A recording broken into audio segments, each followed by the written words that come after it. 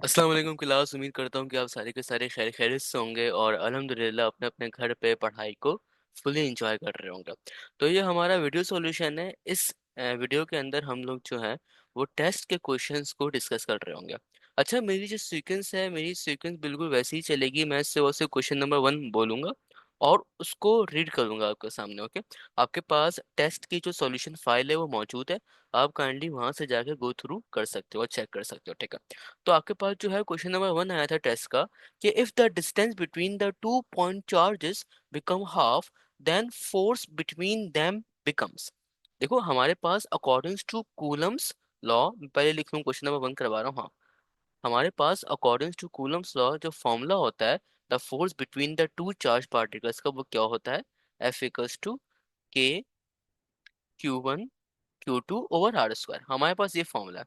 अब हमें फॉर्मूले से वाली बात नजर आ रही है कि हमारे पास जो फोर्स है वो डिस्टेंस के क्या है, इनवर्सली प्रोपोर्शनल है, ठीक है। यानी कि फोर्स जो है वो डिस्टेंस के हमारे पास इनवर्सली प्रोपोर्शनल है। क्या मतलब है इसका?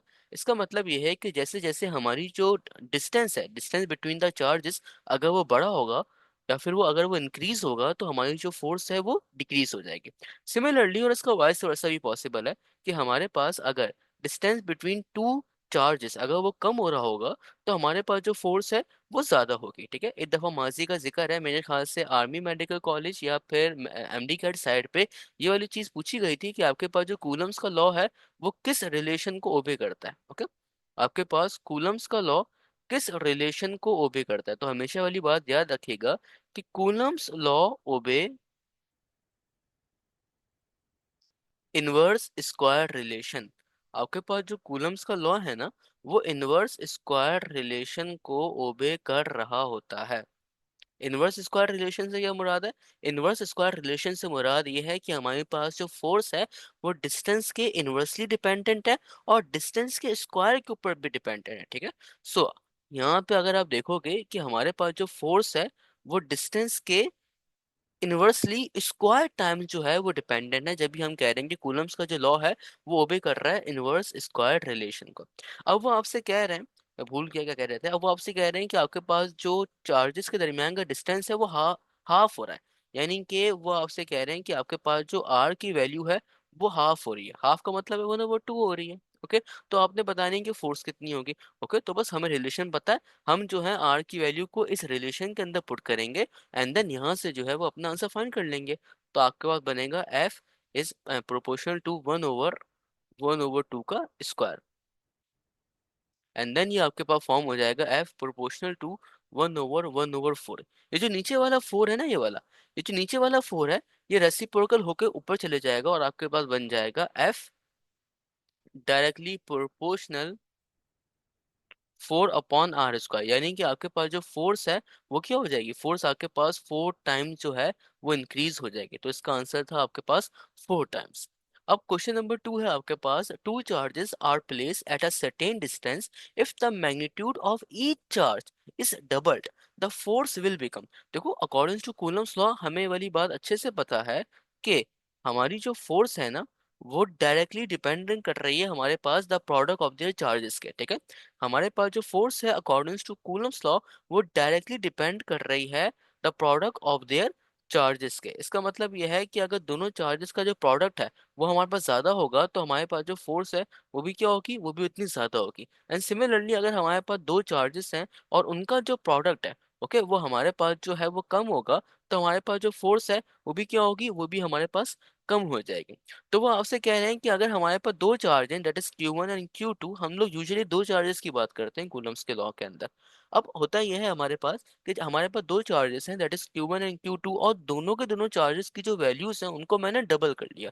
यानी कि Q1 की जो वैल्यू है उसको भी मैंने 2Q1 कर लिया और हमारे पास जो Q2 की वैल्यू है उसको भी मैंने 2Q2 कर लिया। बस अब जो है वो आप सिंपल यहाँ पे फॉर्मूला पुट कर लो। तो आपके पास बनता है that is F directly proportional to Q1 Q2। अब दोनों चार्जेस की वैल्यूज को वो क्या कर रहे हैं, दोनों चार्जेस की वैल्यूज को वो डबल कर रहे हैं। तो यानी कि F proportional to 2Q1 multiply by 2Q2।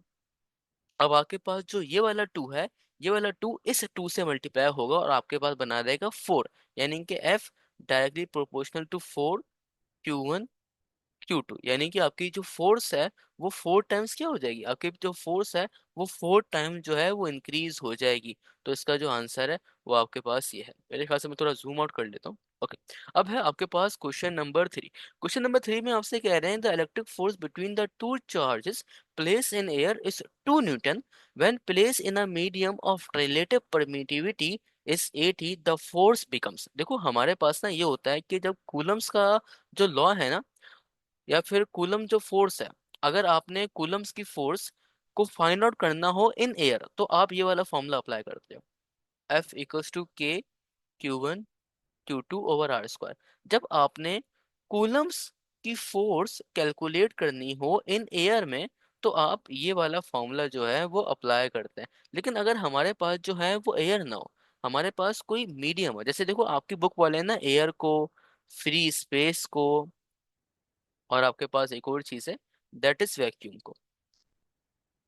आपके पास एयर, फ्री स्पेस, वैक्यूम, हमारी जो बुक है वो इन तीनों को जो है वो एक ही नाम दे रही होती है कि हमारे पास ये तीनों की तीनों चीजें एक है। ठीक है, लेकिन अगर आपके पास एयर का मीडियम ना हो, आपके पास कोई और मीडियम हो, और अदर देन एयर या फ्री स्पेस या वैक्यूम के मीडियम को ना हम लोग डाइलेक्ट्रिक कहते हैं। अदर देन एयर मीडियम को हम लोग क्या कहते हैं, डाइलेक्ट्रिक कहते हैं। तो अगर आपने जो है वो कूलम्स फोर्स कैलकुलेट करनी हो डाइलेक्ट्रिक में, ओके, तो उसका फॉर्मूला क्या, उसका जो फॉर्मूला है वो आपके पास बन जाता है, basically this is the short trick and it is drive from the original formula. तो आप सिर्फ शॉर्ट ट्रिक याद रखो, और शॉर्ट ट्रिक ये होती है आपके पास फोर्स ऑन डाइलेक्ट्रिक, एफडी का मतलब है force on dielectric equals to force on air upon ER. ER क्या है, ईआर बेसिकली आपके पास जो है वो रिलेटिव परमिटिविटी है। ईआर क्या है, ईआर आपके पास जो है वो रिलेटिव परमिटिविटी है। रिलेटिव परमिटिविटी क्या होती है, रिलेटिव परमिटिविटी आपके पास ये होती है कि एयर एयर के मुकाबले में इस पर्टिकुलर मीडियम की कितनी ज्यादा ये एबिलिटी है कि वो कितने अच्छे से अपने अंदर से electrical lines of force emit कर रहा है। ये बेसिकली आपके पास क्या होती है, रिलेटिव परमिटिविटी होती है। एक दफा इसको रिमाइंड करके देख लीजिएगा, आपको याद हो जाएगा। ठीक है, रिलेटिव परमिटिविटी क्या होती है, relative permittivity it's just a number. ये सिर्फ और सिर्फ हमारे पास जो है वो क्या है मेरे बच्चा, वो सिर्फ और सिर्फ हमारे पास एक अदद हमारे पास नंबर है। अब हमारे पास एमडी कार्ड के अंदर एक वाला क्वेश्चन आया था कि रिलेटिव जो परमिटिविटी है उसकी डायमेंशन निकाल के बताइए। भाई देखें, जितनी भी हमारे पास नंबर्स होते हैं ना, उनकी हमारे पास जो है वो डायमेंशन नहीं होती। ठीक है, numbers are dimensionless. Numbers are dimensionless, numbers क्या होते हैं, नंबर्स आर डायमेंशनलेस। तो हमारे पास ये एमटी कट का क्वेश्चन था कि हमारे पास रिलेटिव परमिटिविटी की डायमेंशन निकाल के बताइए। तो भाई numbers are dimensionless. And similarly हमारे पास वो कांस्टेंट्स जिनका यूनिट नहीं होता ना, उनकी भी हमारे पास जो है वो डायमेंशन नहीं होती। जिनका यूनिट नहीं, उनकी भी हमारे पास डायमेंशन नहीं। ओके, सो ये बेसिकली हमारी बात चल रही थी यहाँ पे कि अगर आपने फोर्स ऑन डाइलेक्ट्रिक निकालनी हो, और अगर आपको फोर्स ऑन एयर गिवन हो, और अगर आपको रिलेटिव परमिटिविटी की वैल्यू भी गिवन हो, तो आप यहाँ से जो है तीनों में से कोई वैल्यू फाइंड कर सकते हैं। अगर आपको दो वैल्यूज जो है गिवन है, तीसरी आप फाइंड कर लेंगे। अब वो आपसे कह रहे हैं the electrical force between the to charge placed in air is 2 Newton, यानी कि अगर हमने दोनों के दोनों चार्जेस को, अगर हमने दोनों के दोनों चार्जेस को एयर के अंदर प्लेस किया ना जनाब, तो उस वक्त हमारे पास फोर्स आ रही है 2 न्यूटन। अब कह रहे हैं कि अगर हमने इन दोनों के दोनों चार्जेस को एक ऐसी मीडियम में प्लेस किया कि जहां पे जो रिलेटिव परमिटिविटी है वो है 80, तो आप बताइए कि फोर्स क्या हो जाएगी। यानी कि ई आर की वैल्यू दे दी उन्होंने 80, तो बस आपके पास फॉर्मूला गिवन है, यहाँ पे वैल्यूज पुट करो, सॉल्व कर लो। आपके पास होता है force on dielectric equals to force on air divided by relative permittivity. Force on air कितनी गिवन है मेरा बच्चा, 2 है। ठीक है, 2 डिवाइडेड बाय 80। सो ये आपके पास बन गया 2 वन ज़ा 2 एंड 2 फोर ज़ा 8 एंड 0 का 0 यहाँ पे, तो 1/40 ये यहाँ पे आ गया। अब 40 को ना हम लोग इस तरीके से लिख सकते हैं, 1/4 मल्टीप्लाई बाय 10। अब आपके पास जो ये 10 है ये ऊपर चले जाएगा और आपके पास बन जाएगा force on dielectric 1/4 multiply by 10 की पावर -1। अब आपने 1 को डिवाइड करना है 4 से। अब 1 को जब डिवाइड करोगे 4 से तो मुझे भी नहीं आता। ठीक है तो आप क्या करोगे, इसको इस तरीके से डिवाइड करोगे। देखो वैसे मैं डायरेक्ट भी कर सकता था, लेकिन आप इसको इस तरीके से डिवाइड करोगे तो 1 अंदर 4 बाय, ठीक है। अब 4 के टेबल में 1 तो आता नहीं है, तो क्या करोगे, पॉइंट लगाओगे, जीरो बढ़ाओगे, तो 4 2 8 होता है, ये यहाँ पे आ गया 8। 10 - 8 कितना होता है, 2 होता है, तो इधर माइनस लगाओ 2। एक डिजिट बहुत है, दो डिजिट लगाने की जरूरत नहीं है। तो आपके पास बन गया 0.2 मल्टीप्लाई बाय 10⁻⁻1 न्यूटन। ये भी इसका आंसर है। या फिर अगर हम 10⁻⁻1 को अंदर मल्टीप्लाई कर देंगे तो इसका आंसर ये भी बन सकता है 0.02 न्यूटन। तो इसके आगे पर दोनों आंसर जो है पॉसिबल है, ये भी आंसर पॉसिबल है और ये भी आंसर पॉसिबल है। बेसिकली दिस इज द खेल ऑफ बेसिक मैथ। अच्छा, ये कौन सा क्वेश्चन था, क्वेश्चन नंबर 3 था। अब है आपके पास क्वेश्चन नंबर 4। क्वेश्चन नंबर 4 में आपसे कह रहा है कि an electrical field can deflect. Electrical field किसको डिफ्लेक्ट कर सकती है?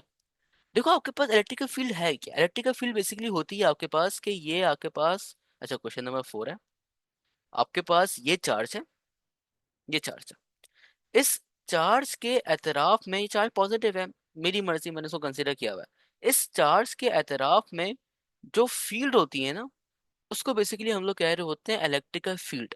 और ये जो चार्ज है, ओके, ये किसी दूसरे चार्ज के ऊपर एक फोर्स एक्सर्ट कर रहा होता है, उसको हम लोग कह रहे होते हैं इलेक्ट्रिकल फील्ड इंटेंसिटी। मैं हल्का इसी वजह से बोल रहा हूँ क्योंकि रात के 12 बज के 35 मिनट हो गए, मेरे घर वाले सो गए, अगर मैं चिल्लाऊंगा तो वो समझेंगे भूत आ गया, भूत आ गया, भूत आ गया। तो इस वजह से मैं हल्का हल्का बोल रहा हूँ, ठीक है, आई एम सॉरी।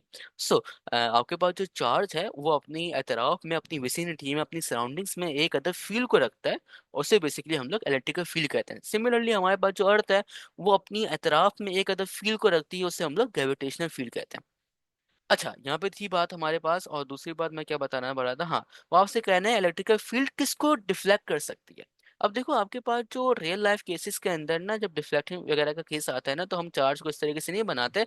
अब हम लोग जो है ना, वो चार्ज को किसी भी मेटल की जो प्लेट है उसके अंदर डिपॉजिट करते हैं, ठीक है। तो मिसाल के तौर पर मेरे पास एक ये मेटल की प्लेट है और मेरे पास एक ये मेटल की प्लेट है। ये दो मेरे पास मेटल की प्लेट है। इस मेटल की प्लेट को मैं नाम दे रहा हूँ मेटल नंबर 1 का, और नीचे वाली मेटल की प्लेट को मैं नाम दे रहा हूँ मेटल नंबर 2 का।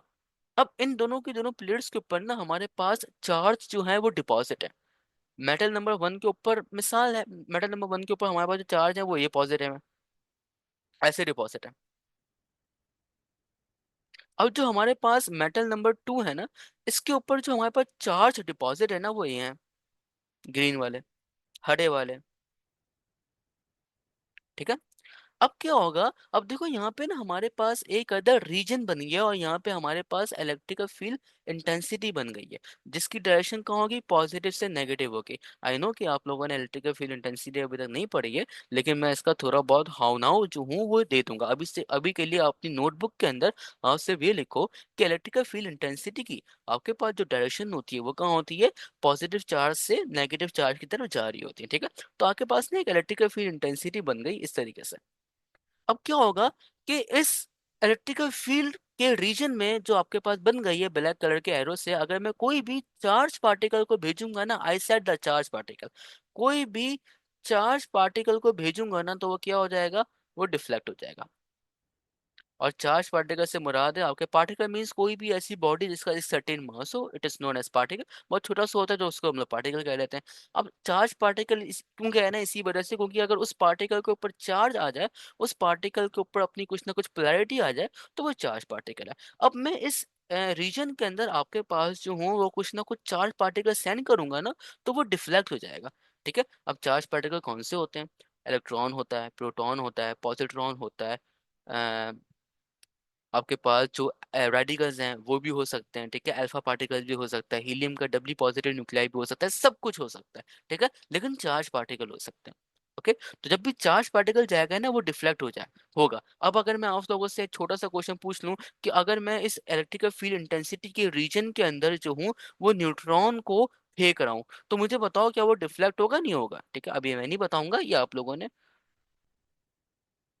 या मैं नहीं बताऊंगा, ये आप लोगों ने जो है वो खुद इसको फाइंड करना है। ओके, क्यों, क्योंकि न्यूट्रॉन के पास हमारे पास चार्ज वगैरह नहीं होता, तो वो डिफ्लेक्ट वगैरह नहीं होगा। सिमिलरली आपको जो ऑप्शंस गिवन थे ना वो थे neutron, gamma rays, X rays. अब गामा रेज और एक्स रेज के पास हमारे पास चार्ज होता ही नहीं है, तो वो क्यों डिफ्लेक्ट होंगे, डिफ्लेक्ट वही होगा जो हमारे पास चार्ज। आपने रेडियो एक्टिविटी पढ़ी होगी ना, बेसिकली उसके पीछे कहानी है, cut to short, radioactivity ये होती है कि भाई जो आपके पास जो कोई भी सब्सटेंस है उसके अंदर से अल्फा पार्टिकल सीधे हाथ पे, और आपके पास जो बीटा पार्टिकल है उल्टे हाथ पे, गैमा पार्टिकल स्ट्रेट चले जाते हैं। गैमा पार्टिकल क्यों जाते हैं स्ट्रेट? इसी वजह से जाते हैं, कोई गैमा पार्टिकल के पास पोलैरिटी नहीं है कि वो डिफ्लेक्ट हो सके जब भी जाते हैं।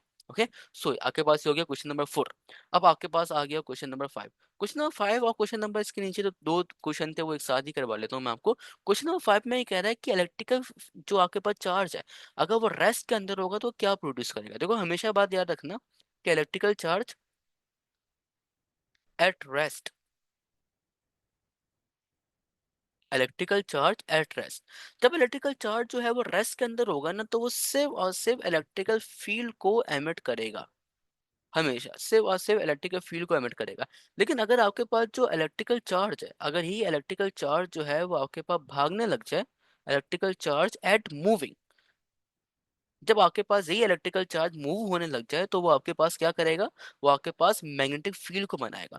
बेसिकली होता ये है कि जब हमारे पास कोई भी जो चार्ज पार्टिकल है, जब वो फ्लो होता है ना, जब वो मूव होता है, तो वो अपनी विसिनिटी में एक अदद मैग्नेटिक फील्ड को बनाता है। ठीक है, और ये चार्ज पार्टिकल कहलाता है इलेक्ट्रोमैग्नेट, और ये फिनोमेना बेसिकली कहलाता है हमारे पास इलेक्ट्रोमैग्नेटिज्म। बेसिकली आपने अपने घरों के अंदर तारे वगैरह तो देखी होंगी, वायर वगैरह जो होंगी, तो वो क्या होता है कि उसके अंदर से ना करंट गुजरता है। जब उसके अंदर से करंट गुजरता है ना, तो करंट क्या है, it is a charge particle. तो वो क्या करता है, वायर ना अपनी विसिनिटी में एक अदर मैग्नेटिक फील्ड को बना लेता है। ठीक है, और वो जो बेसिकली आपके पास वायर है वो कहलाएगा इलेक्ट्रोमैग्नेट, और ये फिनोमेना कहलाएगा इलेक्ट्रोमैग्नेटिज्म। अच्छा, अब दूसरी चीज ये हो जाती है कि भाई आपके पास जो इलेक्ट्रिकल चार्ज है वो मूव तो हो रहा है, लेकिन वो कांस्टेंट वेलोसिटी के साथ मूव नहीं हो रहा। अच्छा, ये वाला जो केस है ना, इलेक्ट्रिकल चार्ज एट मूविंग, ये कांस्टेंट वेलोसिटी के साथ है, मतलब कि उसके ऊपर कोई फोर्स एक्ट ना करे। फोर्स कैसे ऐड करती है, आप जो है वो basically F equals to Q V B sine theta, force on the moving charge particle, ये उसका फॉर्मूला है, ये आप इलेक्ट्रोमैग्नेटिज्म में पढ़ लोगे। ठीक है, तो electrical charge at variable velocity, variable velocity से मुराद ये है कि उसकी जो वेलोसिटी है वो चेंज हो रही है, उसकी वेलोसिटी कांस्टेंट नहीं है। जब आपके पास कोई भी जो चार्ज पार्टिकल है वो वेरिएबल वेलोसिटी के साथ मूव होगा ना, तो आपका जो चार्ज पार्टिकल है वो इलेक्ट्रिकल फील्ड को भी एमिट करेगा, आपका जो चार्ज पार्टिकल है वो मुझे भी एमिट करेगा, यानी कि मैग्नेटिक फील्ड को, और आपका जो चार्ज पार्टिकल है ना वो इलेक्ट्रोमैग्नेटिक वेव्स ही बनाएगा। इलेक्ट्रोमैग्नेटिक वेव्स क्या होती हैं, जो हमारे पास लाइट है, सन से हमारे पास जो लाइट आ रही है, they are the electromagnetic waves. Okay, electromagnetic waves basically हमारे पास electrical field and magnetic field से मिलकर बनती हैं, और ये एक हर पॉसिबल डायरेक्शन के अंदर होती हैं, और ये एक दूसरे के ऊपर परपेंडिकुलर होती हैं, एंड देन ये ऑस्किलेट होती हैं, तो हमारे पास लाइट की फॉर्मेशन हो जाती है। Okay, according to classical theory of waves. Non modern physics की में ऐसा नहीं होता थोड़ा। अच्छा, क्वेश्चन नंबर 4 भी हो गया, क्वेश्चन नंबर 5 भी मैंने आपको करा दिया। क्वेश्चन नंबर 6 में देखो बात सारी ये है कि आप लोगों को वाली चीज पता है, क्वेश्चन नंबर 6 में आप लोगों को वाली चीज पता है कि हमारे पास जो इलेक्ट्रोस्टैटिक फोर्स है ना, वो हमेशा ग्रेटर देन होगी ग्रेविटेशनल फोर्स से। ओके, निकालने निकालने की कोई जरूरत नहीं है, मैं यहाँ पे कैलकुलेशन नहीं कर रहा, आप अगर करना चाहो तो आप कर लो, लेकिन इलेक्ट्रोस्टैटिक फोर्स जो है वो आपके पास हमेशा ग्रेविटेशनल फोर्स से क्या होगी मेरा बच्चा, ज्यादा होगी। क्यों? क्योंकि आपके पास जो इलेक्ट्रोस्टैटिक फोर्स है ना वो आपके पास एक शॉर्ट नेचर की फोर्स है। कैसी फोर्स है? शॉर्ट नेचर की फोर्स है। और आपके पास जो ग्रेविटेशनल फोर्स है ना, वो हमेशा जो है वो आपके पास एक लार्ज डिस्टेंस की फोर्स है, या फिर लार्ज नेचर की फोर्स है। लार्ज डिस्टेंस की फोर्स है या फिर लार्ज नेचर की फोर्स है, और आपके पास जो इलेक्ट्रोस्टैटिक फोर्स है वो शॉर्ट नेचर की फोर्स है या फिर शॉर्ट डिस्टेंस की फोर्स है। अब हमें वाली चीज पता है, चाहे वो कूलम्स का लॉ हो या चाहे वो ग्रेविटेशनल का लॉ हो। ओके, हमें वाली चीज पता है, that is F equals to K Q1 Q2 over R square.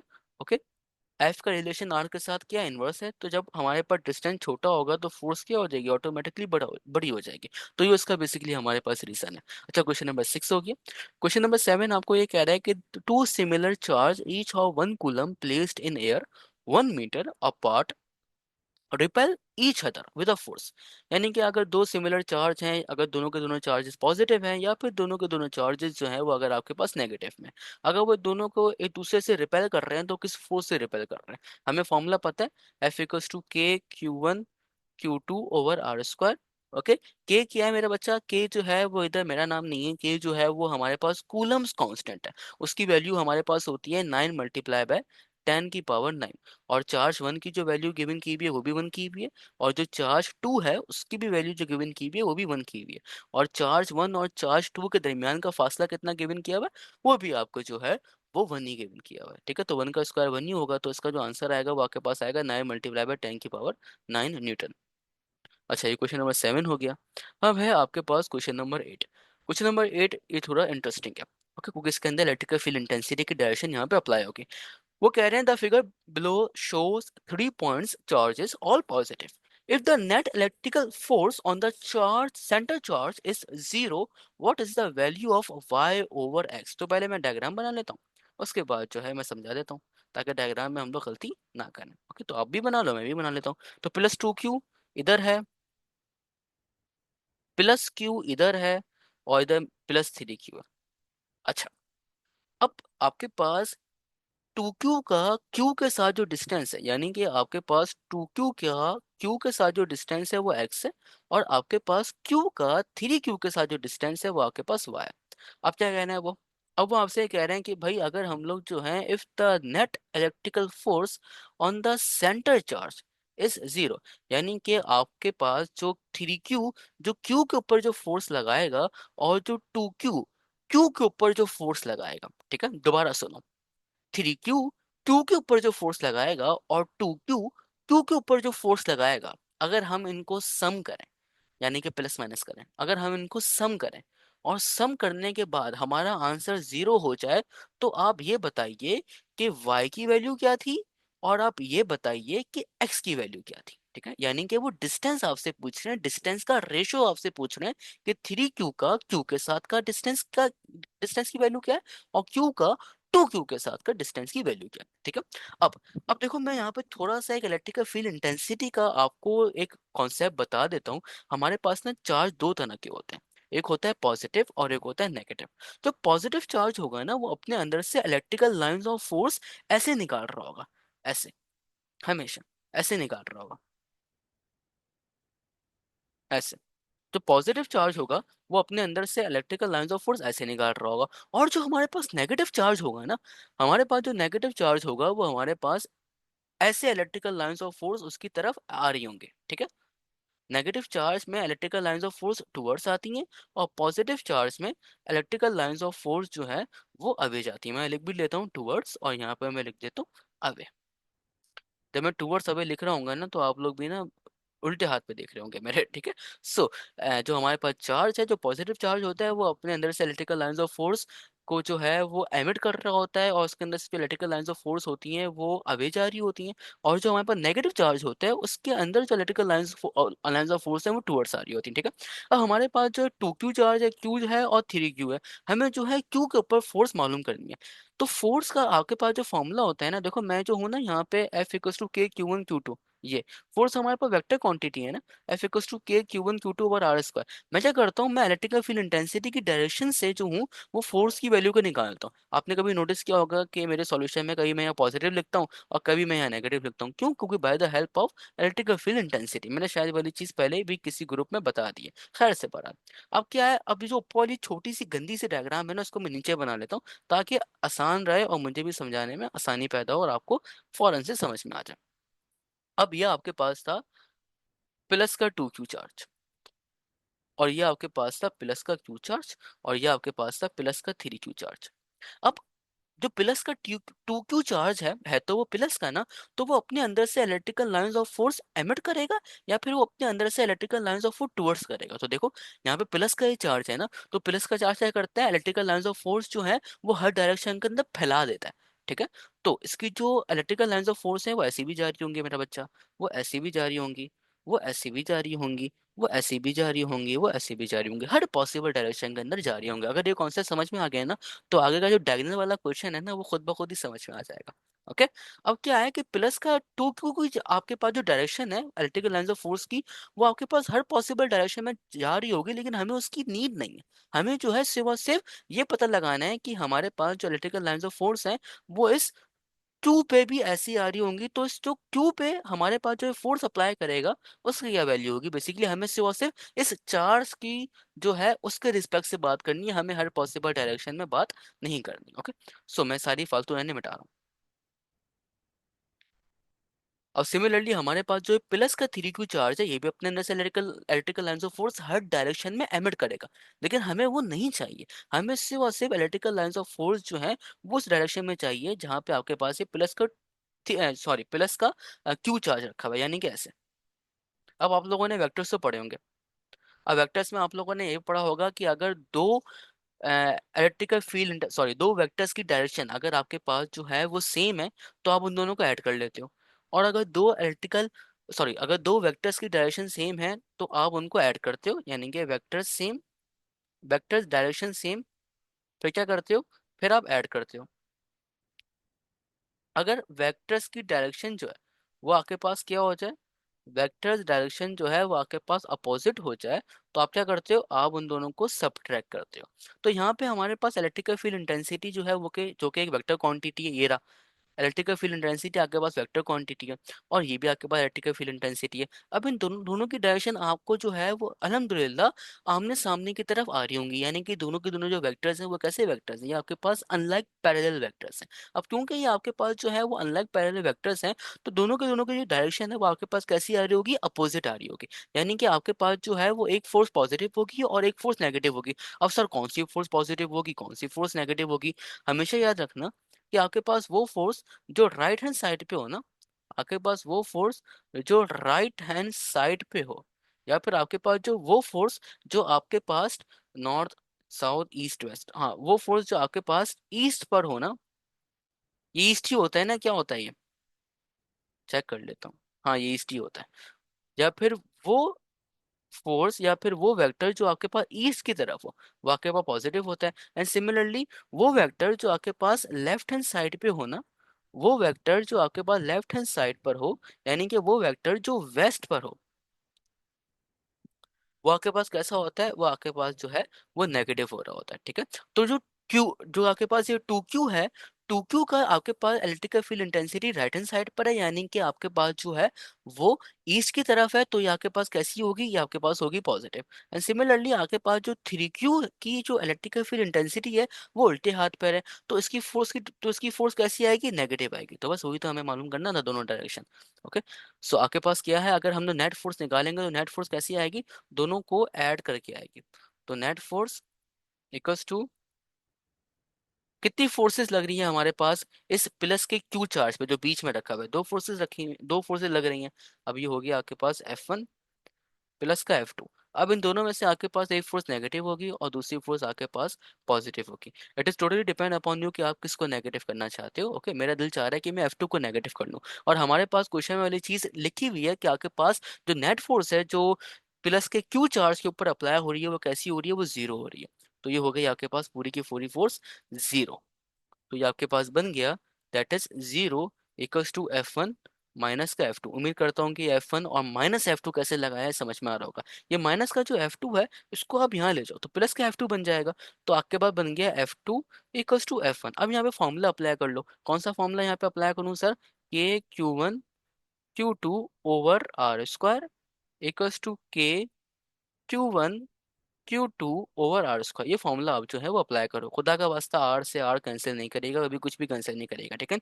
अब आपके पास जो एक चार्ज का मैग्नीट्यूड है, ठीक है, वो आपके पास क्या है, एक आपके पास चार्ज का मैग्नीट्यूड है वो आपके पास 3Q है, और दूसरे चार्ज का मैग्नीट्यूड आपके पास Q है। सिमिलरली आपके पास जो एक चार्ज का मैग्नीट्यूड है वहाँ पे 2Q है, और दूसरे चार्ज का मैग्नीट्यूड Q है। एक का डिस्टेंस x है और दूसरे का डिस्टेंस आपके पास y। मैं जरा देख लूँ x किसका डिस्टेंस है। हाँ, ये वाली डायग्राम को फॉलो करते हुए आप जो है वो आप क्वेश्चंस की कैलकुलेशन को आगे करेंगे। वो तो आपने किया होगा ना, force apply bye Q1 charge on Q2 charge, बस वही करा है फिर मैंने यहाँ पे। अब आ जाओ यहाँ पे। अच्छा कहाँ थे हम लोग। सो ये आपके पास आ गया K multiply by 3Q multiply by Q over y² equals to K multiply by 2Q multiply by Q over x²। अब आपके पास ये के, आपके पास ये के, आपके पास ये क्यू, आपके पास ये क्यू और आपके पास ये क्यू, ये जो है वो शहादत पा जाएंगे, और आपके पास बन जाएगा 3/y² इक्वल्स टू 2/x²। अब आपने जो है वो y² अपॉन x² का रेशो निकालना था, या हाँ आपने जो है वो y/x का रेशो निकालना था। तो जहाँ y आएगा उसको एक तरफ कर लो, तो आपके पास बन गया y/x² और 3/2। अब ये आपके पास वाई ओवर एक्स स्क्वायर है, आपने जो है वो वाई ओवर एक्स का निकालना था, तो एम्प्टी गेट वालों यहाँ पे रूट ऑन बोथ साइड कर लेंगे। तो आपके पास बन गया Y over X equals to under root 3/2 metre. Okay, ये जो है वो बेसिकली आपके पास आंसर आ गया। नाउ अब जो है वो आपके पास है analytical charge that moves with constant velocity produces, ये मैंने करवा दिया है। ये आपका क्वेश्चन नंबर 9 है, जो कि मैंने जो है थोड़ा सा स्क्रीन आउट करते हैं, मैंने जो है वो इसके अंदर करवा लिया, यानी कि क्वेश्चन नंबर 9 जो है वो आपका हो गया है क्वेश्चन नंबर 5 के साथ। सिमिलरली एक और क्वेश्चन था आपका क्वेश्चन नंबर 10, वो भी आपका जो है वो हो गया। 10 सवाल अल्हम्दुलिल्लाह हम लोगों ने पोस्टमार्टम कर लिया। अब है आपके पास क्वेश्चन नंबर 11। क्वेश्चन नंबर 11 क्या कह रहा है? क्वेश्चन नंबर 11 कह रहा है कि two electric charges originally 4 centimetre up are brought closer to each other until the force between them becomes of 4 times how much they separated now. Okay, two electrical charges originally 4 centimeter apart are brought close to each other until the force between them becomes of 4 times how much they separated now. अब scenario उन्होंने ये किया है कि आपके पास ना question number कौन सा है, ये 11 है। ठीक है, अब सिनेरियो उन्होंने ये किया है कि क्वेश्चन नंबर 11 में वो आपको कह रहे हैं कि भाई आपके पास ये दो चार्ज है, ये एक चार्ज है और ये चार्ज है, डिपेंड अपॉन पॉजिटिव नेगेटिव है। अब ये दोनों के दोनों जो है वो दूसरे के ऊपर फोर्स एक्सर्ट कर रहे हैं। अभी कितनी फोर्स एक्सर्ट कर रहे हैं मुझे नहीं पता, तो मैं इसको एफ का नाम कह रहा हूँ। अब कह रहे हैं कि हमने क्या छेड़खानी करी, हमने छेड़खानी करी कि हमने जो है वो दोनों के दोनों चार्जेस का जो डिस्टेंस है उसको कम कर दिया। ओके, कितना कम कर दिया मैं पढ़ लूं। उनको उसको जो है वो हमने 4 सेंटीमीटर।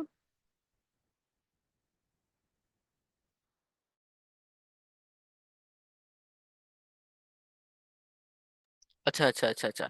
ओके, वो आपसे सॉरी, वो आपसे ये कह रहे हैं कि हाँ दोनों के दोनों चार्जेस हैं, वो फोर्स एक्सर्ट कर रहे हैं दूसरे के ऊपर, और वो जो एक दूसरे से दूर हैं, ओके, वो आपके पास दूर है 4 सेंटीमीटर। ठीक है, यानी कि वो आपसे 4 सेंटीमीटर जो है, दोनों के दोनों चार्जेस एक दूसरे से दूर है। हो जाती है गलती, हमसे भी हो जाती है। ओके, अब वो आपसे कह रहे हैं कि भाई हमने क्या करा, हमने इन दोनों चार्जेस को करीब करीब लिया है।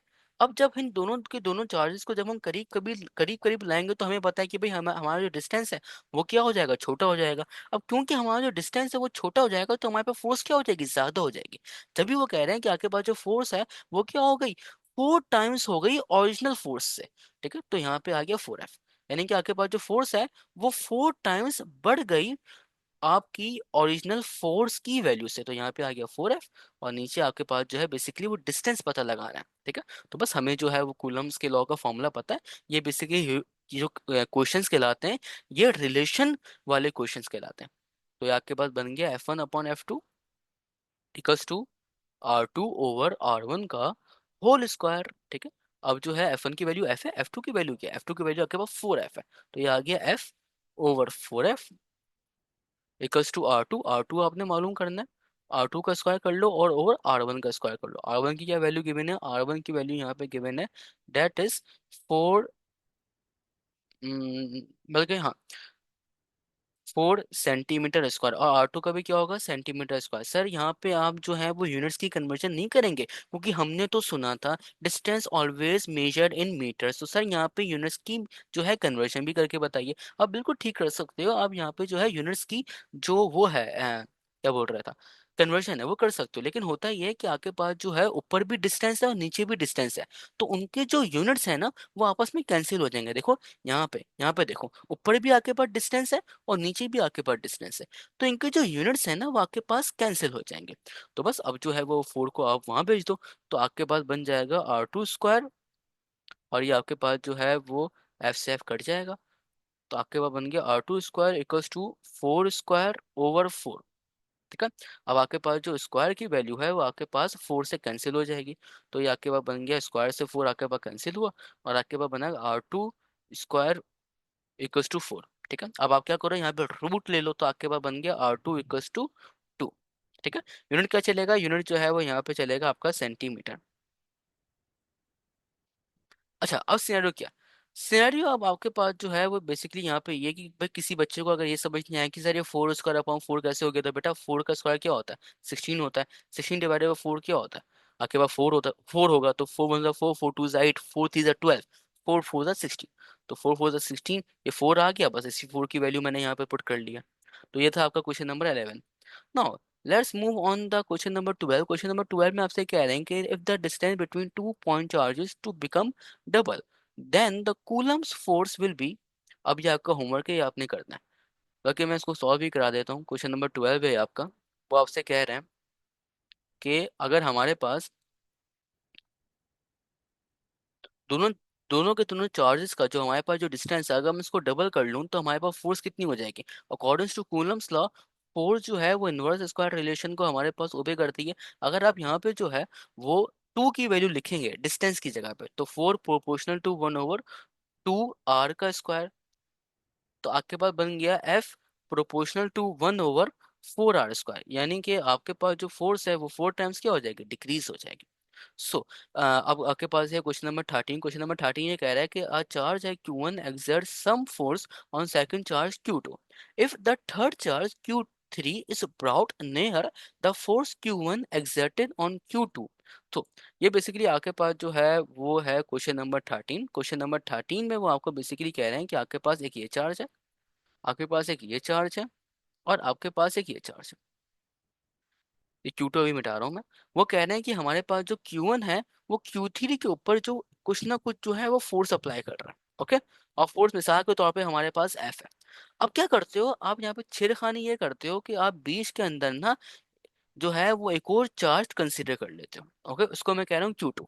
फिर आपसे पूछ रहा है वो कि अब मुझे बताइए कि Q1 जो है वो Q3 पर कितनी फोर्स एक्सर्ट करेगा। देखो हमारे पास जो Q1 है वो Q3 के ऊपर उतनी ही फोर्स एक्सर्ट करेगा जितनी वो पहले कर रहा था। ओके, क्यों? क्योंकि according to law of conservation of charge कि हमारे पास जो है वो चार्ज मरता नहीं है, चार्ज पैदा नहीं होता। चार्ज जो है वो हमेशा एक पॉइंट से दूसरे पॉइंट की तरफ जो है वो हमेशा ट्रांसफर होगा। ठीक है, पहला इसको समझने का तरीका।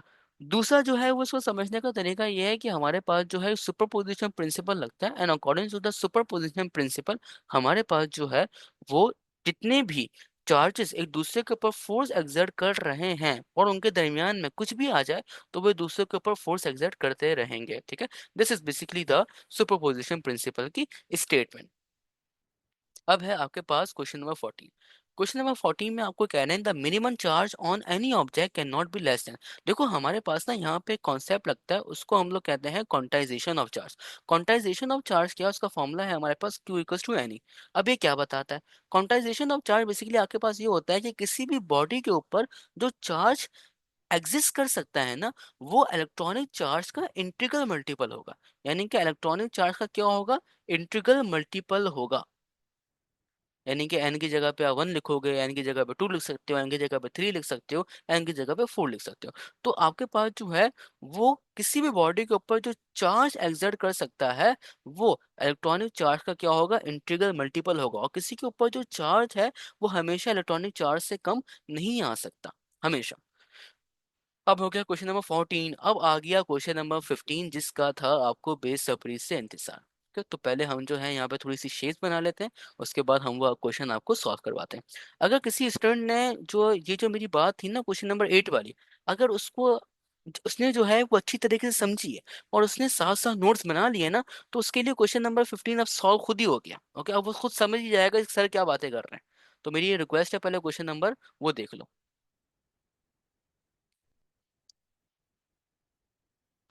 तो पहले हम जो है वो स्क्वायर बनाएंगे। अच्छा, स्क्वायर है यहाँ पे? ओ, यहाँ पे तो स्क्वायर है, रेक्टेंगल है, स्क्वायर है, जो भी है बस है। देखा, ये आपके पास स्क्वायर है और ये आपका एक ऐसा डायगोनल है और आपके पास एक ऐसा डायगोनल है। देखो, ये के पास दो डायगोनल है। अच्छा, उनमें ना कुछ मेजरमेंट भी दी हुई है, जैसे ABCD ये दिया हुआ है, इसकी वैल्यू उन्होंने की हुई है A है, इसकी वैल्यू वो कह रहे हैं B है, इसकी वैल्यू कह रहे हैं C है, और इसकी वर्टेक्स की वैल्यू वो कह रहे हैं D है। अब कुछ ना कुछ चार्जेस की भी वैल्यू यहाँ पे रिप्रेजेंट की हुई है, तो +2Q, नीचे Q है, यहाँ पे +2Q, यहाँ पे Q है, और वहां पे क्या है, प्लस का Q और ओवर माइनस का 2। यहाँ पे है प्लस का Q और नीचे है माइनस का 2Q। ओके, अब वो आपसे पूछ रहे हैं कि यहाँ पे जो चार्ज एक्सर्ट कर रहे हैं ना, ये उनका बेसिकली इंटरसेक्शन पॉइंट है। ठीक है, यहाँ पे वो आपसे पूछ रहे हैं कि Four charges are arranged at the corner of ABCD as shown in the adjoining figure, ये हमने देख लिया। The force on charge kept at the center O is, यानी कि ये जो O है ना, ये इस O पर हमारे पास जो है वो कितने चार्जेस जो है वो फोर्स को एक्सर्ट कर रहे होंगे, वो सिंपल आपसे ये क्वेश्चन पूछ रहा है। अब मैं यहाँ पे कुछ भी नहीं करूंगा, मैं सिर्फ चार एरो बनाऊंगा, और चार एरो का मैं आपको सिर्फ ये बता दूंगा कि आपके पास क्वेश्चन नंबर 8 पहले देख कर आओ उसकी सॉल्यूशन। ओके, उसके बाद यहाँ पर आओ। अब ये क्वेश्चन नंबर 15 था आपके पास। अब आपके पास ये जो पॉजिटिव चार्ज है ना, ये वाला जो पॉजिटिव चार्ज है, ये अपने अंदर से electrical lines of force emit कर रहा होगा। और इसके अंदर क्योंकि ये पॉजिटिव चार्ज है, तो पॉजिटिव चार्जेस क्या करते हैं, पॉजिटिव चार्जेस जो है वो हमेशा अपने अंदर से जो electrical lines of force emit करते हैं ना, वो उनके अंदर से दूर जा रही होती है। यानी कि जो इलेक्ट्रिकल लाइंस ऑफ फोर्स जो है, जो ए वर्टिस पे जो चार्ज रखा हुआ है, वहां से electrical lines of force her direction में जा रही होंगी। यानी कि ऐसे भी जा रही होंगी, ऐसे भी जा रही होंगी, हर पॉसिबल डायरेक्शन में जा रही होंगी। लेकिन हमने हर पॉसिबल डायरेक्शन में नहीं फाइंड करना, हमें सिर्फ और सिर्फ जो है वो एट सेंटर ऑफ ओ के ऊपर फाइंड करना है। तो यानी कि इसकी जो हमारे पास इलेक्ट्रिकल फील्ड इंटेंसिटी की या फिर फोर्स की जो डायरेक्शन है वो ऐसे आएगी। ठीक है। अब अब क्या, अब बेसिकली आपके सामने क्यू के सामने कौन सा चार्ज रखा हुआ है, क्यू के सामने प्लस का क्यू चार्ज रखा हुआ है। यानी कि जो हमारे पास ये प्लस का क्यू चार्ज है, ठीक है, इसके अंदर भी जो इलेक्ट्रिकल लाइंस ऑफ फोर्स है वो भी हर डायरेक्शन में जारी होंगी। हमें हर डायरेक्शन में नहीं मालूम करनी, हमने सिर्फ और सिर्फ जो है वो एट पॉइंट ओ के ऊपर मालूम करनी है। तो इसकी इलेक्ट्रिकल फील्ड इंटेंसिटी की डायरेक्शन जो है वो ऐसे आ रही होगी। अब क्योंकि हमारे पास जो है ये दोनों को दोनों चार्जेस इक्वल इन मैग्नीट्यूड के हैं, भाई जो इस Q की वैल्यू A पर है वही Q की वैल्यू C पर है, तो यानी कि इक्वल इन मैग्नीट्यूड के हैं। एंड उनकी पोलैरिटी भी सेम है, यानी कि अगर A के ऊपर जो चार्ज रखा हुआ है वो पॉजिटिव का है, तो C के ऊपर जो चार्ज रखा हुआ है वो भी पॉजिटिव का है। ठीक है, तो यानी कि ये इक्वल इन मैग्नीट्यूड के हैं एंड इक्वल इन पोलैरिटी के हैं, और इनकी डायरेक्शन कैसे, इनकी डायरेक्शन अपोजिट है। तो यानी कि ये दूसरे का इफेक्ट जो है वो नलीफाई कर देंगे, या फिर एक दूसरे का जो इफेक्ट है वो कैंसिल आउट कर लेंगे, तो वो एक दूसरे को ऐसे मार देंगे। ठीक है, तो आपके पास जो है वो एओ या फिर सीओ की तरफ कोई भी फोर्स एग्जर्ट नहीं करेगी। तो अब मैं इसको मिटा रहा हूँ।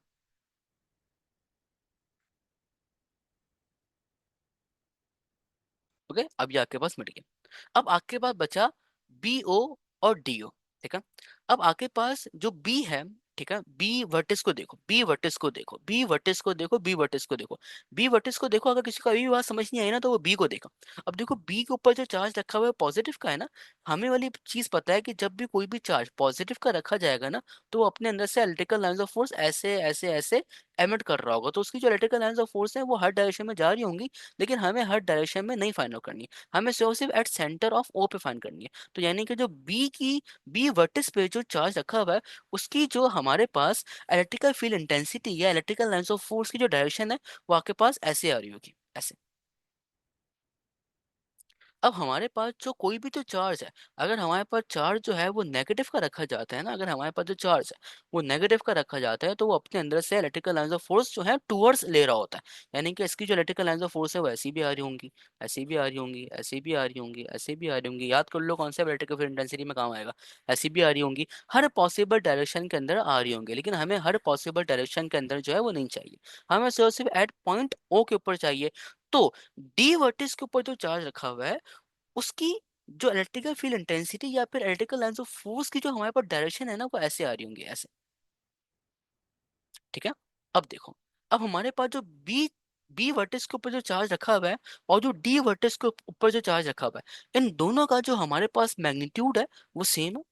हाँ कि ना, इन दोनों का हमारे पास जो मैग्नीट्यूड है वो सेम है। बिल्कुल सर, कैसे सेम है, देखो यहाँ पे हमारे पास प्लस का टू क्यू है ना, प्लस का हटा दो, यहाँ पे हमारे पास टू क्यू रखा हुआ है ना, ये रहा हमारे पास ये टू क्यू है ना। हमारे पास जो बी वर्टिस पे जो चार्ज रखा हुआ है वो टू क्यू है ना, सिमिलरली हमारे पास जो डी वर्टिस के ऊपर जो चार्ज रखा हुआ है वो भी तो टू क्यू रखा हुआ है ना। तो दोनों का मैग्नीट्यूड हमारे पास क्या हो गया, सेम हो गया, लेकिन दोनों की जो डायरेक्शन है वो कैसी है, दोनों की डायरेक्शन हमारे पास अपोजिट है, यानी कि दोनों की पोलैरिटी हमारे पास अपोजिट है। ठीक है, तो अगर हम लोग इनका इलेक्ट्रिकल फील्ड इंटेंसिटी की डायरेक्शन निकाल के बताएंगे, जो कि मैंने आपको निकाल के बता दी, तो इनकी डायरेक्शन देखो, इनकी डायरेक्शन आपके पास जो है वो सेम आ रही कि नहीं आ रही। तो इनकी डायरेक्शन जो है अगर वो आपके पास सेम आ रही है, तो इसका मतलब ये है कि हमारे पास जो है वो ओ पॉइंट के ऊपर जो फोर्स है वो एग्जिस्ट करेगी। और कौन सी फोर्स एग्जिस्ट करेगी? बी वर्टिस की फोर्स और डी वर्टिस की फोर्स हमारे पास जो है वो एग्जिस्ट करेगी। तो हमारे पास ये है, हम ये वाली चीज कह सकते हैं कि along the diagonal B D, क्योंकि ये डायगोनल है ना हमारे पास ये पूरा का पूरा, क्योंकि हमारे पास जो along the diagonal B D है वहां पे हमारे पास जो है फोर्स एग्जिस्ट करेगी। कैसे करेगी चंदा? मैंने पूरा डिटेल के साथ एक्सप्लेन इसका कर दिया। ठीक है ना, ये था आपके पास क्वेश्चन नंबर 15। और ये बहुत अच्छा क्वेश्चन था। ऐसे जो क्वेश्चन है वो आपके पास बहुत सारे आएंगे इलेक्ट्रिकल फील्ड इंटेंसिटी के टॉपिक में, तो तैयार रहना। और कॉन्सेप्ट सबका एक ही लग रहा होता है, बट डायरेक्शन देख रहे होते हैं, पॉजिटिव चार्ज की और नेगेटिव चार्ज की। अच्छा, अब है आपके पास क्वेश्चन नंबर 16। क्वेश्चन नंबर 16 में कह रहे हैं when air is replaced by dielectric medium of constant K, the maximum force of the attraction between the two charges separated by a distance. यानी कि वो आपसे कह रहे हैं कि भाई हमने क्या किया, हमने जो है वो दोनों के दोनों चार्जेस को डाइलेक्ट्रिक में रख दिया। अब उम्मीद करता हूँ डाइलेक्ट्रिक भी समझ में आ रहा होगा। डाइलेक्ट्रिक के अंदर रख दिया और वो आपसे पूछ रहा है कि फोर्स जो है वो कितनी हो जाएगी। देखो डाइलेक्ट्रिक में जब आप चार्ज को रखोगे ना, तो उसका फोर्स का जो फॉर्मूला है उसको कैलकुलेट करने के लिए हमारे पास शॉर्ट ट्रिक है। That is force on dielectric over equals to force on air divided by relative permittivity. यानी कि फोर्स ऑन डाइलेक्ट्रिक जो है वो आपके पास रिलेटिव परमिटिविटी के इनवर्सली डिपेंडेंट है। ठीक है, फोर्स ऑन डाइलेक्ट्रिक जो है वो आपके पास रिलेटिव परमिटिविटी के इनवर्सली डिपेंडेंट है।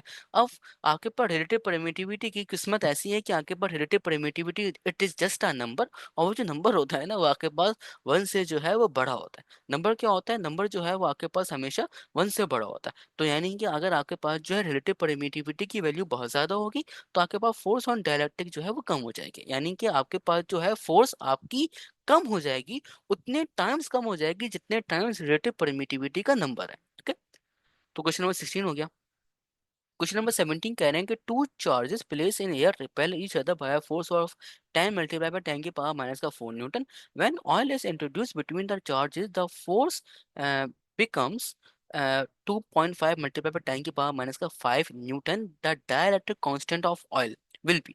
अब ये भी उम्मीद करता हूँ कि आपको ये खुद ब खुद जो है वो सॉल्व करना आ गया होगा। नहीं आया तो आपने वीडियोस को रिवाइंड करना है, उसको देखना है। ठीक है, क्योंकि मैंने इसको पूरा पोस्टमार्टम अल्हम्दुलिल्लाह कर लिया था। अब आपके पास जो एयर के ऊपर जो फोर्स है वो कितनी गिवन है? एयर के ऊपर फोर्स आपको गिवन है F air equals to 10 multiply 10 की पावर माइनस का 4 न्यूटन। और आपके पास जो फोर्स ऑन डाइलेक्ट्रिक है वो कितनी गिवन है? फोर्स ऑन डाइलेक्ट्रिक आपको गिवन है 2.5 मल्टीप्लाई बाय 10 की पावर माइनस का 5 न्यूटन। 2.5 मल्टीप्लाई बाय 10 की पावर माइनस का 5 न्यूटन। आपने जो है वो रिलेटिव परमिटिविटी की वैल्यू निकालनी है। अब मैंने आपको शॉर्ट ट्रिक पढ़ाई थी ऊपर, और वो शॉर्ट ट्रिक थी आपके पास ये, force on dielectric equals to force on air divided by relative permittivity. और वो आपसे रिलेटिव परमिटिविटी की वैल्यू पूछ रहे हैं, तो उनको एक जगह कर लो, बाकी सबको अलग कर लो। तो relative permittivity equals to force on air divided by force on dielectric. Force on air की वैल्यू क्या गिवन है? फोर्स ऑन एयर की वैल्यू आपको गिवन है 10 मल्टीप्लाई बाय सॉरी 10 की पावर माइनस का 4। और फोर्स ऑन डाइलेक्ट्रिक की वैल्यू गिवन है, फोर्स ऑन डाइलेक्ट्रिक की वैल्यू गिवन है 2.5 मल्टीप्लाई बाय 10 की पावर माइनस का 5। ओके, अब क्या करो, ये जो आपके पास 10 की पावर माइनस का 5, ये जो आपके पास 10 की पावर माइनस का 5 जो आपके पास यहाँ पे आया हुआ है ना, इसको आप जो है वो ऊपर शिफ्ट करो। अब 10 की पावर माइनस का 5 जो है वो आपके पास न्यूमरेटर में, ठीक है सॉरी डिनोमिनेटर में, जब वो न्यूमरेटर में जाएगा तो 10 की पावर माइनस का 5 नहीं बन जाएगा, 10 की पावर जो है वो पॉजिटिव 5 बन जाएगा जब वो न्यूमरेटर में आएगा। तो आपके पास ये बन गया E R equals to 10 minus का 4 मल्टीप्लाई बाय 10 की पावर 5 ओवर 2.5। ठीक है, अब क्या होता है? अब होता है आपके पास बेसिस सेम पावर एड्स, तो ये आपके पास बन गया दैट इज 10 की पावर 1 ओवर 2.5। अभी जो आपके पास 2.5 है ना, ये मुझे बिल्कुल भी अच्छा नहीं लग रहा, तो मैं क्या करूंगा, मैं पॉइंट को आगे शिफ्ट करूंगा। देखो ये वाला पॉइंट है ना आपके बीच में जो पॉइंट आया हुआ है, मैं इसको आगे शिफ्ट करूंगा। जितनी बार मैं पॉइंट को आगे शिफ्ट करूंगा उतनी बार मैं नीचे डिनोमिनेटर में 1 के साथ 0 लिखूंगा। तो E R equals to 10 over 25 divided by 10। Okay, अब ये जो आपके पास 10 है ना, ये 1/25/10, ये जो आपके पास ये वाला 10 है ना, ये वाला 10, ये आपके पास जो है ये डायरेक्टली ऊपर चले जाएगा। और ऊपर जाके जो है वो 10 से मल्टीप्लाई हो जाएगा। तो ये आपके पास बन गया that is relative permittivity equals to 10 multiply by 10 over 25। 10 का क्या होता है, 100 होता है। अब 100/25 कितना होता है, 100/25 आपके पास होता है 25, 1 × 25, 25 4 100। तो यानी कि आपके पास जो है रिलेटिव परमिटिविटी की वैल्यू क्या आ गई है, 4 आ गई है। सो इस तरीके से हमने जो अपना क्वेश्चन है वो सॉल्व कर लिया। Question number 18. Two charges each equal to 2 microcoulomb are 0.5 meter apart. If both of them exist inside vacuum, हमारे पास फ्री स्पेस, हमारे पास एयर और हमारे पास वैक्यूम एक ही बात है आपके कोर्स के मुताबिक। Then the force between them is, ये मैं नहीं सॉल्व करा रहा ओके, क्योंकि आप लोगों ने खुद सॉल्व इसको करना है, तो मैं इसका जो हूँ वो होमवर्क आप लोगों को दे रहा हूँ, और ये सोच के दे रहा हूँ कि आप अल्हम्दुलिल्लाह जो है वो इसको खुद सॉल्व करेंगे। तो क्वेश्चन नंबर 18 होमवर्क है।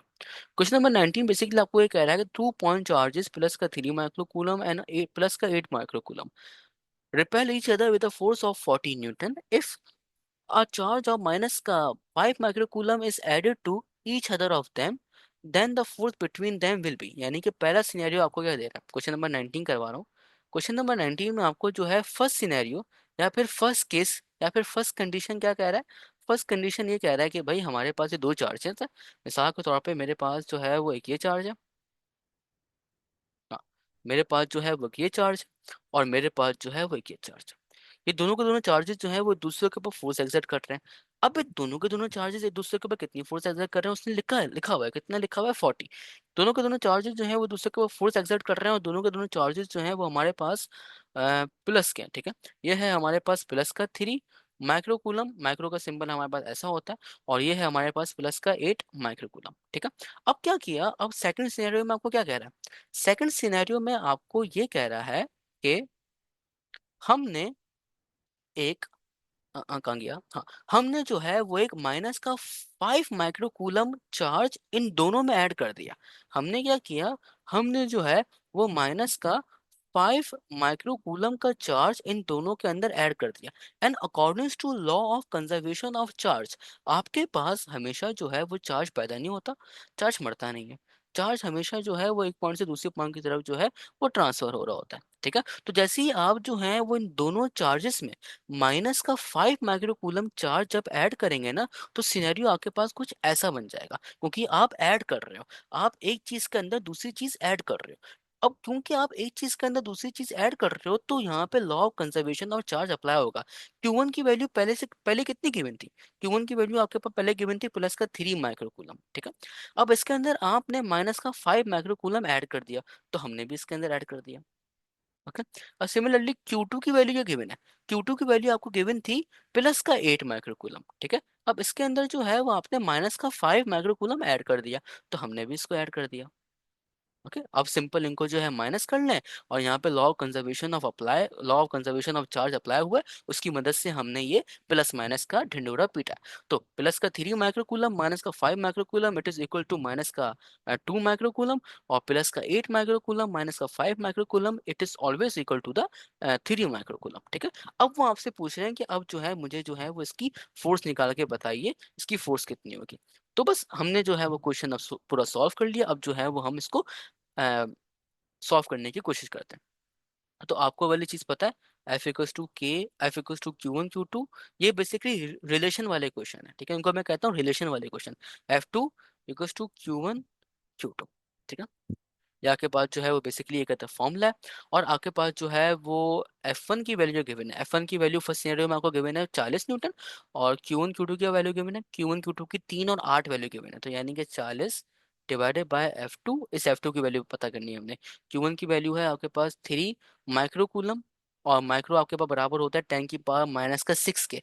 आपके पास जो माइक्रो है ना, माइक्रो आपके पास बराबर होता है 10 की पावर माइनस का 6 के, मल्टीप्लाई बाय 8 मल्टीप्लाई बाय 10 की पावर माइनस का 6 ओवर Q1। जो दूसरा सिनेरियो था उसके अंदर Q1 की वैल्यू क्या हो गई, माइनस का 2 माइक्रो हो गई, तो मैं यहाँ पे माइनस वगैरह नहीं लिख रहा, मैं सिर्फ से 2 लिख रहा हूँ। तो 2 मल्टीप्लाई बाय 10 की पावर माइनस का 6 मल्टीप्लाई बाय, और कहाँ गया, हाँ, 3 मल्टीप्लाई बाय 10 की पावर माइनस का 6 दैट इज 3 माइक्रोकूलम। तो 3 मल्टीप्लाई बाय 10 की पावर माइनस का 6। नाउ जितनी भी आपके पास जो ये वाली चीजें हैं ना, 10 और मल्टीपल ऑफ 10, उनको एक तरफ कर लो, बाकी सबको एक तरफ कर लो, जिंदगी आसान हो जाएगी।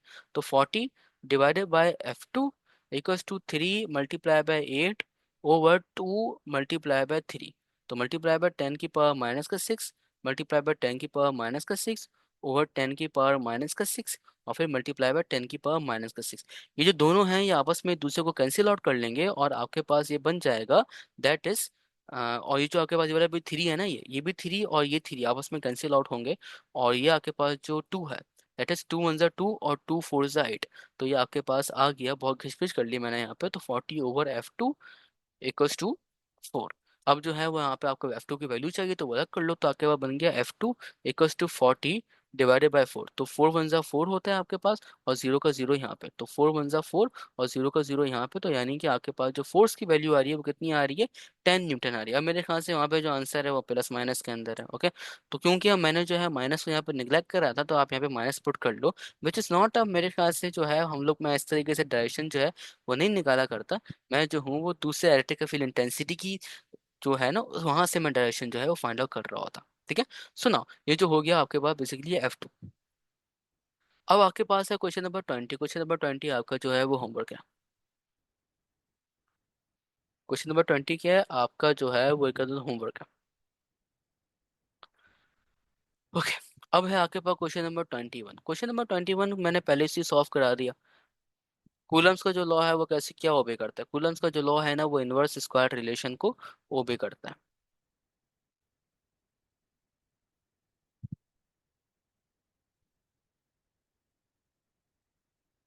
अब आपके पास है क्वेश्चन नंबर 22। मैं ये सॉल्व कराऊंगा क्वेश्चन नंबर 24, क्वेश्चन नंबर 25 नहीं करवाऊंगा, सिर्फ क्वेश्चन नंबर 22 करवाऊंगा। Question number 24, question number 25 similar है। सिमिलरली आपके पास जो हम लोग बोलते हैं ना जो कूलम्स का जो क्वेश्चन नंबर 23 पहले मैं सॉल्व करा रहा हूँ, क्योंकि उसके बाद हमारा एक ही क्वेश्चन बचेगा। क्वेश्चन नंबर 23 में ना बेसिकली हमारे पास ये है कि हम कहते हैं ना कोई भी जो दो चार्जेस हैं वो दूसरे पर फोर्स एक्सर्ट कर रहे हैं। तो हमें कैसे पता चला कि दोनों के दोनों चार्जेस जो हैं वो दूसरे के ऊपर फोर्स एक्सर्ट कर रहे हैं। तो बेसिकली कूलम भाई ने जो है वो एक एक्सपेरिमेंट परफॉर्म किया था और उसको बेसिकली नाम दिया था टॉर्जन बैलेंस का। वहां से हमने जो है ये फोर्स की वैल्यूज हम लोग कैलकुलेट करते हैं, और वहां पे डिग्री का भी एक स्केल होता है उसको भी हम लोग जो है वो नोट कर लेते हैं, which is a long story behind it. तो आपके पास टॉर्जन बैलेंस की मदद से हम लोग कूलम्स के फोर्स का मैग्नीट्यूड जो है वो कैलकुलेट करते हैं। तो मैं लिख देता हूँ, by the help of torsional balance, by the help of torsional balance हम क्वांटिटेटिव फोर्स फाइंड करते हैं।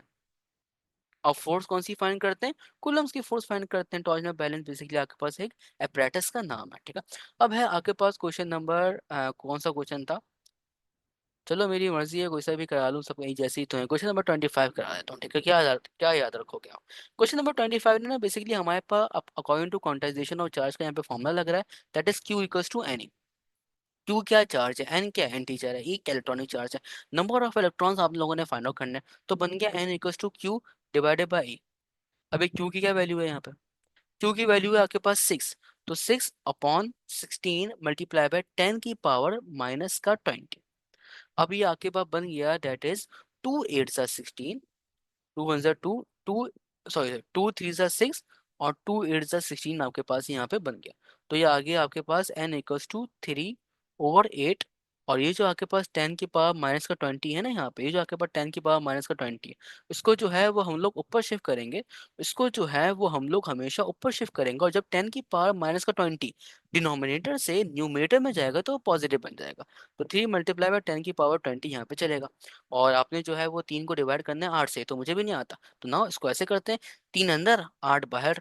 आज यहाँ पे पॉइंट लगाएंगे, जीरो बढ़ाएंगे, तो 8 1 8, 8 2 16, 8 3 24, और 8 4 32 होता है, तो 8 3 24 आ गया आपके पास। ठीक है, और तो 30 और 24 कितना होता है आपके पास, 6 होता है, पॉइंट लगा हुआ है, तो आपके पास जो है वो यहाँ पे एक और जीरो बढ़ सकता है। तो आपके पास बन गया 8 1 8, 8 2 16, 8 3 24, 8 4 32, 8 5 40, और 8 6 48, 8 7 56, 8 8 64। तो यानी कि 8 7 यहाँ पे जो आएगा वो 56 आएगा। बस दो डिजिट बहुत है, इससे ज्यादा सॉल्व करने की कोई जरूरत नहीं है। तो n equals to 0.37 multiply by 10 की पावर 20। अब 0.37 मुझे अच्छा नहीं लग रहा, मैं क्या करूंगा, पॉइंट को आगे शिफ्ट करूंगा। जितनी बार पॉइंट को आगे शिफ्ट करूंगा उतनी बार नीचे डिनोमिनेटर में 1 के साथ 0 लिखूंगा। तो एक बार पॉइंट को शिफ्ट करा, दो बार पॉइंट को शिफ्ट करा, तो ये आपके पास आ गया, दैट इज 37/10 की पावर 2 मल्टीप्लाई बाय 10 की पावर 20। अब ये जो आपके पास ना, ये 10 की पावर 2 जो है यहाँ पे जो है, ये बेसिकली आपके पास जो है डिनोमिनेटर में, ठीक है, और ये इधर पॉजिटिव की है। जब ऊपर जाएगी तो मेरा बच्चा क्या हो जाएगी, नेगेटिव की हो जाएगी। और जब ये ऊपर जाके आपके पास जो है नेगेटिव की हो जाएगी, तो मैं इसको करके दिखा देता हूँ, 37 × 10 की पावर 20 मल्टीप्लाई बाय 10 की पावर -2। मेरा बेटा बेसिस सेम है, देखो, बेसिस सेम है, बेसिस सेम है, बेसिस सेम है, बेसिस सेम है, बेसिस सेम है। हमारे पावर्स क्या होती हैं, बेसिस सेम पावरें एड्स। ओके, तो अच्छा लगता है ना पावरें। तो बेसिस सेम पावर क्या होती है हमारे पास, एड्स हो जाती है। तो ये आपके पास आ गया 37 मल्टीप्लाई बाय 10 की पावर 18 इलेक्ट्रॉन्स। तो ये जो था बेसिकली इसका हमारे पास राइट आंसर है। अब होता ये है हमारे पास कभी कभी ना, यहाँ पे हमारे पास जो चार्ज है वो पॉजिटिव का नहीं होता, हमारे पास कभी कभी जो चार्ज है वो नेगेटिव का होता है। आपने हमेशा ये वाली बात याद रखनी है कि हमारे पास जो अमाउंट है ना, अमाउंट, हमारे पास जो अमाउंट है वो हमेशा नेगेटिव के अंदर नहीं होती, ठीक है। चाहे हमारे पास नंबर ऑफ इलेक्ट्रॉन्स जो हैं वो पॉजिटिव चार्ज की फाइंड आउट करने हो, या नंबर ऑफ इलेक्ट्रॉन जो है वो हम लोगों ने नेगेटिव चार्ज की फाइंड आउट करनी हो, किसी भी चार्ज की फाइंड आउट करनी हो, ओके। तो हमेशा जो हमारे पास अमाउंट जो है ना, वो नेगेटिव के अंदर मेरा बेटा वो कभी भी नहीं होगी। हमारे पास जो अमाउंट है वो कभी भी नेगेटिव के अंदर नहीं होगी। तो आपके पास नंबर ऑफ इलेक्ट्रॉन्स हैं, दे आर ऑलवेज पॉजिटिव, ठीक है। तो number of electrons are always positive, हमेशा। सिमिलरली आपके पास जो मोल होता है ना, मोल, मोल क्या होता है, मोल भी ना आपके पास एक यूनिट है। मोल क्या है, मोल बेसिकली आपके पास जो अमाउंट ऑफ सब्सटेंस है ना, उसको कैलकुलेट करने का यूनिट है। यानी कि एक कंटेनर के अंदर जो है वो कितनी गैस भरी हुई है, तो उसको मेजर करने का जो यूनिट है ना, वो आपके पास क्या है, मोल है। मोल भी आपके पास जो है ना वो हमेशा पॉजिटिव होता है, ठीक है। तो ये था बेसिकली हमारे पास जो है video solution. And thank you for watching this video, and thank you for attending my lectures. 1:25 हो गए, और इतना लेट नाइट करने की वजह से वो सिर्फ ये थी कि भाई मैं चाहता हूँ कि मेरा जो स्टूडेंट है वो अपनी डिजायर फील्ड जो है उसको हासिल करे, ठीक है। So thank you for watching this video, and thank you for attending my lectures. See you soon, जज़ाकल्लाह, टेक केयर। इंशाल्लाह we will meet again in our next video solution. Okay, take care, bye bye, अल्लाह हाफिज।